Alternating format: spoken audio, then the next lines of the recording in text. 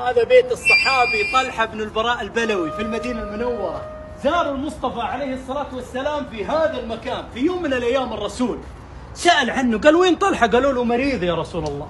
فجاء يزور في داره في هذا المكان فوجده قد غيب، دخل في غيبوبة. فأدركت المصطفى عليه الصلاة والسلام أثناء الزيارة الصلاة، فصلى في هذا المكان، فاتخذوه بني هنيف مصلى إلى اليوم.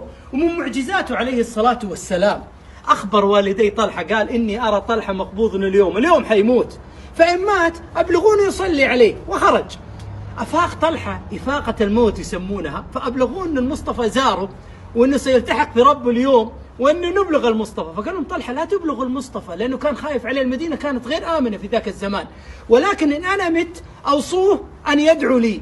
فلما علم المصطفى بوفاته جاء إلى داره ورفع يديه وقال اللهم الق طلحة وهو يضحك إليك وأنت تضحك إليه. صاحب هذه الدار يوم القيامة الله يضحك له.